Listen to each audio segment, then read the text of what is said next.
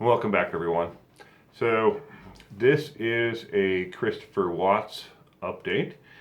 So let's jump into it. Now, before I start, I'm making these videos because you, the viewers, want me to. I'm not making them because I make any money off them. Most of them have been completely demonetized, and I lost all the reviews, so I won't make anything off them. Okay, let's start with the first thing. Christopher Watts had an evaluation done, and just after I think it was the 10th or the 11th, I'd have to check my paper again, but he was downgraded from maximum security to minimum security. He is no longer deemed a flight risk or a risk to other inmates or to himself. So he is now no longer housed by himself. He has a bunkmate. And he is no longer housed in his cell for 23 hours a day. He is only housed in his cell for 10 hours a day. 14 hours a day, he has freedom to move amongst the protective custody pod that he is in there in the Dodge Correctional Center. He moved from cell number 11 to cell number 5 within the pod. All right. Along with that, more freedom. And I will get into here in a bit. I will break down what the day-by-day schedule is for him. Now, the schedule is pretty much the same Monday through Friday. It does change a little on Saturday, and it does change on Sundays. But that is basically I'll tell you the schedule, and then I'll tell you, how it changes. All right. So there's that, along with his newfound freedom. He also enjoys a little bit more luxuries. TV in his cell, a small one. It's only about 7 inches by 8.5, 7 by 8, 8 by 10, somewhere in there. It's about the size of a picture frame, but it's a TV. He can purchase one. He hasn't yet. I do have his first commissary purchase. And the following is a breakdown, hour by hour, for someone of Christopher Watts' security level. Now, there are a couple tweaks in here, and I will tell you after I break down the hour by hour schedule for someone of his security level in his pod. Now, this is the same for all 3 pods that have protective custody units within them. All right. So starts off with 6:30 a.m. wake-up call. Every morning, Monday through Friday, 6:30 a.m. wake-up call. Next, so at between 6:30 and 6:45, he has the option to exercise, personal hygiene, shave, shower, shit, all that at between until 6:45. He then must be at his doorway for head count, and his bunk must be made. It's required. They all have to make their bunk. If they don't make their bunk, they get a demerit and a write-up. So, too many write-ups, you lose privileges. Simple as that. And then after 6:45, from 6:45 till 7 a.m., in that 15-minute window, they do medication call. Those who are on some form of medication for whatever medical ailment, they go to see the nurse, and the nurse then dispenses their medication, make sure that they take them. They're not pocketing them or put them in underneath their tongue and then spitting them out. They, basically that. So at 7 a.m., breakfast arrives. And every day at about the same time. Sometimes it's 5 minutes late, sometimes it's 5 minutes early, but they try to shoot for 7 a.m. Now, I should also note in here, this is the schedule for someone who doesn't have a job and who is not taking a vocational class, and somebody who is not required by their sentence to take other classes like anger management, parenting classes, or therapy classes, or they don't have Alcoholics Anonymous or NA classes that they need to go to. This is just the general outline of it. I'll get to those in a little bit here. And it also doesn't include the Saturday and Sunday schedules, which are a little bit off on the times, but it's basically the same thing every single day. And then what they want is they want them to get used to a routine. It's kind of like you put a mouse in one of those mazes, put the cheese on one end, put the mouse on the other. If you do the same thing over and over again, the mouse will find the cheese in no time at all. But when it first goes in, it's lost and it doesn't know which way to turn. Well, think of the cheese at the end as the date when somebody finally gets out of prison, and the mouse is Christopher Watts now. He's never going to find the cheese. He's just going to keep on going around and around and around and around in that maze forever. Okay?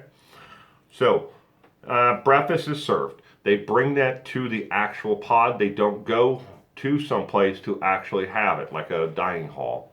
They bring it to them in a large cart. They hand out silverware. It's like a fork, spoon thing, all in one. They don't get knives. It's like a fork, spoon thing, like you'd get in high school. It's reusable. They don't throw them away. They are all accounted for going as they get handed out, and they're all accounted for coming in. Now, this is only for the protective custody unit. He can eventually get more leeway to move out of the protective custody to another cell that has more freedom. But for right now, he is in a protective custody unit where it's very restricted on movement within the actual pod and going out of the pod. So keep that in mind. There's different levels in the entire system. He's in the top part of medium security. All right, so breakfast. After breakfast until 8 a.m., they are allowed to enjoy leisure time. After they eat, they can sit and read the newspaper, watch a news program that is usually like Good Morning America or something like that is on the TV. They can't change the channels, so it's not like they can say, well, you know what, we don't watch the news, let's watch, Pornhub or something. They have to watch exactly what is on, and it's put on, and it's restricted by the actual guards. And the rules of the guard, and it comes down from the guards. The upper, superior guard, passes that down, and then the warden is up above, so it goes warden, and then the managers, and warden, all those people down to the lonely guy who sits in the actual pod. They have an actual table in there that's like a half U shape where they have a control center where they can actually interact with the actual prisoners, but they're in the actual pod itself. There's 2 of them in there at a time. 20 cells, and they can push the panic button or anytime anything ever comes up. So leisure time out of the cell. Then again, if they don't have anything going on outside, they then have the ability to use the telephone. Collect calls only, no calling cards, no one can call in, they can collect call out, and each inmate is restricted on who they can actually call out to. They must be on an approved phone list. So all you fans out there that want to, get a phone call from Christopher Watts, it's not going to happen unless you're on the approved phone list. That's very restricted in that manner. So his phone calls are restricted. He can only call, basically his parents, his attorney. He can also call 2 other people that are on the approved list, but I don't know who they are. But just about everybody is approved to call their attorney and their parents. So, all right, after the phone call, they then do roll call again. Each person must go back to their cell. Obviously it's not gone. But they go back to their cell, and then they, stand in the doorway. They do a head count of that individual. They can't lean on the door, or they can't put their hands up and rest on the door. They must stand there in the doorway of the cell, be counted, and as they count them off and they say their names, and then they reach out and they close their own door, and it locks. So, and that is from 8:30 until 10:30. For 2 hours. They are in their cells, locked down. They can't go to sleep, but they can, watch TV if they want. They have 8x10 TVs they can buy from Commissary. They're pretty expensive, but they can buy them through the commissary. They're supplied through a company called Union Direct is the actual full name of the business. And in case you're wondering, you can go onto the Dodge Correctional website and you can look that information up and you can see just how much it is. And if you're such a great fan, you can purchase things directly through there for him, and you can have a care package, a gift basket of sorts, sent to Christopher Watts, and then he will receive them. See, you don't actually send him the items in the mail. A secondary company, you pay for it. The secondary company then, gives the items to Mr. Watts, and that's the way it is. It's restricted. You can't send him stuff in the mail. Anything you send him in the mail, it's just going straight into the trash, package-wise. Mail, he can receive mail, but he can't write out to just anybody either. Not right now. So if he's going to classes or anything along those lines, he will have the option to do that. Well, see, after that lockdown, the 2 hour period in time, they let them back out, and then they have lunch. And then after lunch, but other people are coming from who are in work classes or study groups or NA or AA or whatever. They come back to the pod as well. So a large majority of them there, unless they have a job. If they have a job, they're not back yet. A large majority of them are back in the pod. They have lunch, and then after lunch, there's another group who will go off to another NA or an AA meeting, or to other psychotherapy or therapy or whatever they have. They have different levels of different therapy classes. They're not one-on-one. They're all group sessions. So there's, it's done for safety reasons for the person who's actually, running the class. There's music classes and other vocational classes, but Christopher Watts doesn't qualify for those right now. So, but Christopher Watts does have one class that he is mandated to actually go to, and that is dispute resolution. He must go to dispute resolution class, and that is from 12:30 to 13:30. So after he has lunch, he goes to it, and then he comes back. That is the one class he is required to, at 13:30. So he's done with that dispute resolution class. He comes back, and it's about 13:40-ish, right in there. There is no given time how long it takes. If the guards move everybody in groups. If several guards move several inmates. They don't just like one guard and lead the way, follow the leader. It's the groups. It's never anything individually, unless you're going for a write-up in front of the committee or something along that line. So from 13:40 breakdown-ish till 1700, so that'd be 5 o'clock for everyone else. They have leisure time in the pod. Now that is everybody who is still doesn't have a job. Those who have a job come back at about that time, 1700, and dinner is served at 1715. So 5:15, dinner is served. Same process as breakfast and lunch. That comes in on a cart. They hand out the forks and the spoons, all that stuff. The tray with all the food on it. You get what's on the tray. You don't get a choice. If you have a restriction because of dietary needs or religious needs, you get that tray, and they're on the bottom of the rack, and they're a different color tray, so everybody gets a tan tray, and the special needs ones are purple. The only way to qualify for switching to a religious meal or a diabetic meal or something along that lines is a letter from a doctor, or you must attend 6 months of religious classes. Religious study classes is what they're called. And that religious study class must be signed every single time you go by the minister or whoever is having the religious study class. And then after 6 months, you can convert to whatever you want, Buddhist or Mormon or Catholic, whatever you want. But you have to have the class offered first by somebody else who is approved from the prison. You can't just say, well, I'm a Buddhist now because I've been studying and I signed my own paper for 6 months. And the whole process to the entire thing. So he gets back, it's dinner, and then they are allowed telephone time. This is the second part of the. There's a telephone time that is in the morning time when those who are going, when the majority of people are gone, those who are left in the pod are allowed to use the telephone in time. What and the reason why there are actual telephone times is because they can by the flip of a switch they can turn off all the phones or turn all the phones on, and then they can only make calls. But the rest of the times they're just decorations on the wall. So they're off and nobody can use them for anything.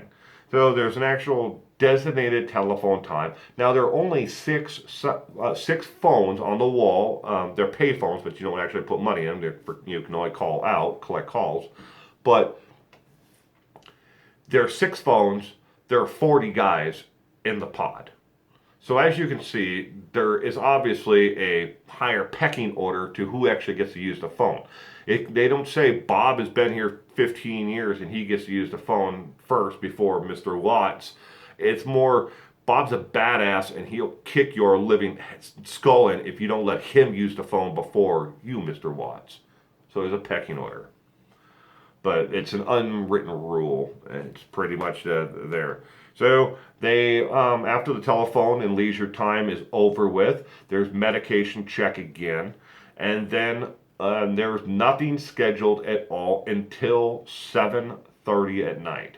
So 19:30 for those who are following along that way. At 19:30, they then do head count one last time for the day, and in front of the cells, the doors, they count them all again. They lock, they put them in. They lock the door. They make sure it's locked and it doesn't open, and that nothing's been played with. None of the locks are, in proper working order. Lights out at 20:30. That is 8:30. Lights out. Bedtime. Go to bed. Sweet dreams, Mr. Watts. But that's the way it works every single day. Now, that's Monday through Friday. Saturday and Sunday, the schedule is a little bit more loose because there's not as much staff on to help the trustees, those who may work in the kitchen. They're called trustees. So the breakfast schedule, when they bring breakfast, when they bring lunch, and when they bring dinner, obviously changes. There is no one on Saturdays and Sundays who leaves the actual pod to go to work, to go to study classes, at all. When it comes to religious services, there is a small little area in front of where the two guards sit in the front of the pod. And then everybody else is in a U shape like this. All right, and there's two tiers, upstairs and downstairs, on the main level and then upstairs. And it's all open, so there's no walls, and they don't want, people to get, shanked or, murdered or raped, so they try to keep that down by it all being open in a U shape. But they hold religious classes right there by the where the guards are. And outside, minister or priest, rabbi, somebody comes in who's holding the class, and they move the chairs together and they have services right there in the front of the pod. They are normally about 30 minutes, 40 minutes on Sundays only, and not every Sunday, it's every other Sunday. So if they, now again, all of what I just said is totally off the table if they are on lockdown. If something happens, a fight broke out or someone got hurt and they need to investigate, they lock down the entire pod, and then all the meals are brought to the actual doors. They have a little door thing that comes down, and then they hand them their meal that way, and then they must get them back in return. They, one tray, one utensil, all right, and each person is given a cup, a reusable cup when they come in.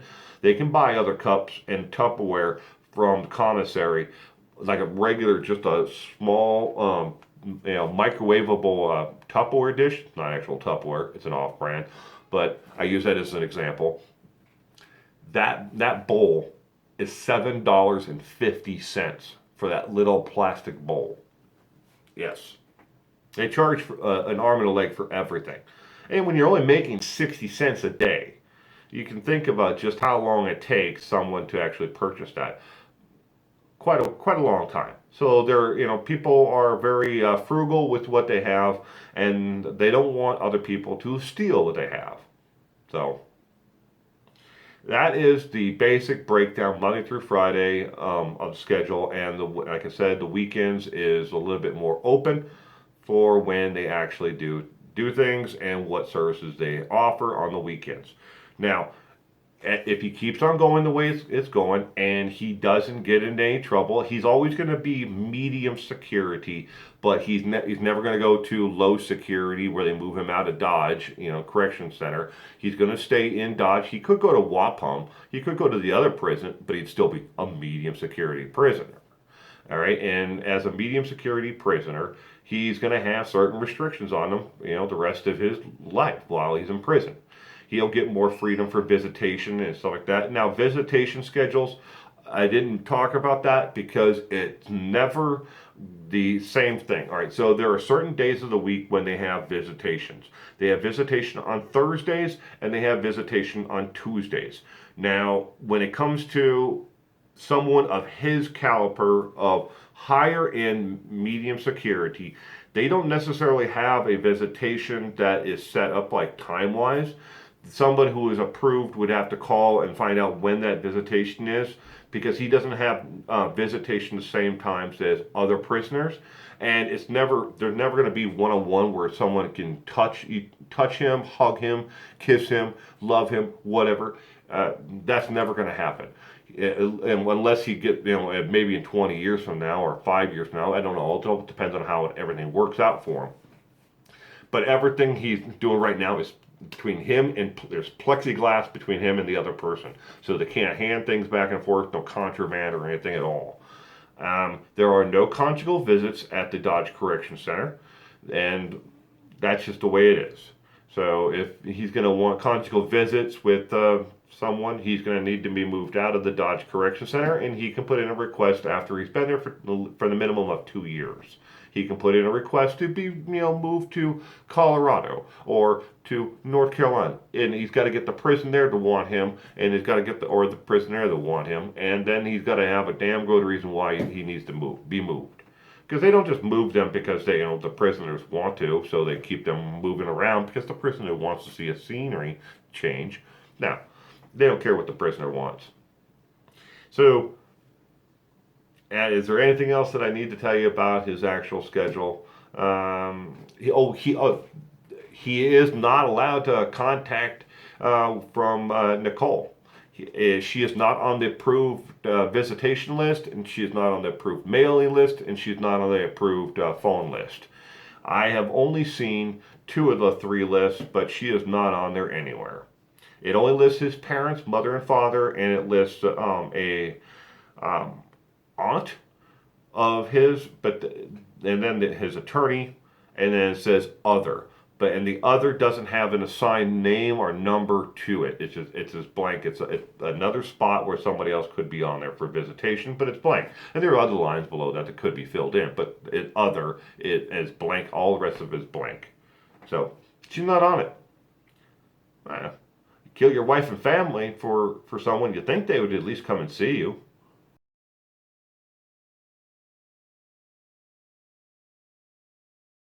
So this is what he purchased.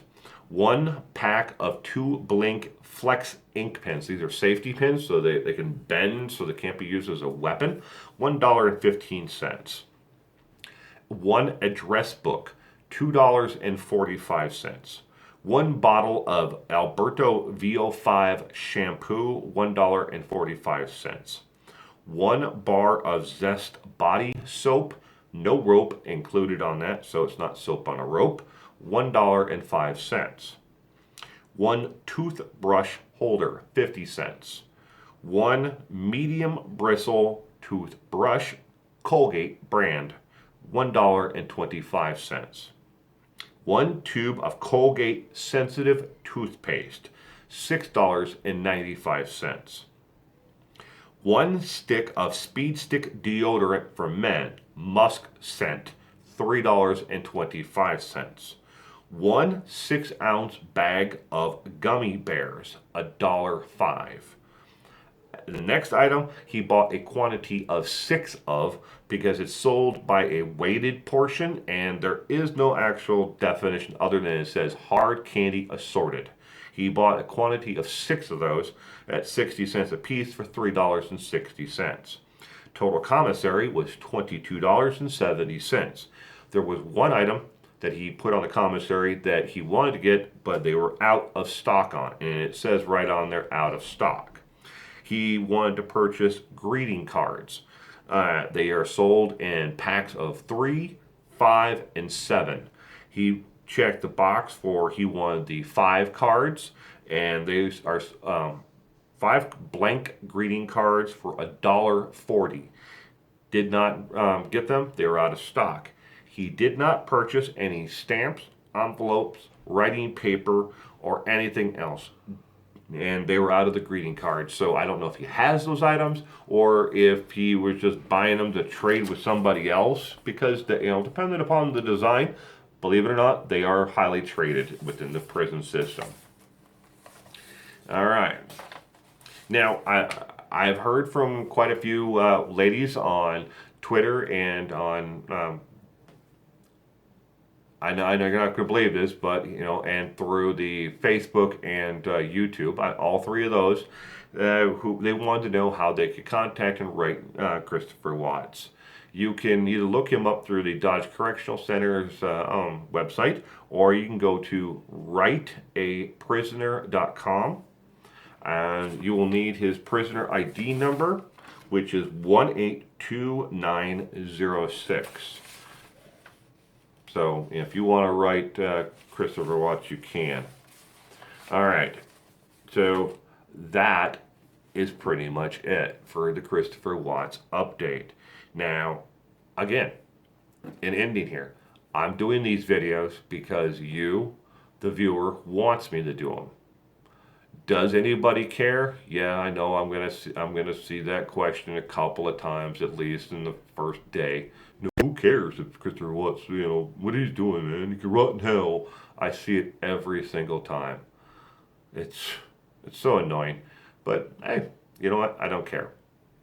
I make videos for my viewers and subscribers because they want to know. And that's it. Now, I posted a question in the the YouTube community tab. If you go to the YouTube community tab, that question is there. It has I think there's 89 or 98. It's 1 to 2 responses for questions they want me to answer. I'm gonna have to do those in a separate video by themselves. I can't answer them here, and I may have to do it in 2 videos because some of those are pretty lengthy questions. So, again, all right. Thank you again for stopping by and watching this video. And you have a great week. Boom!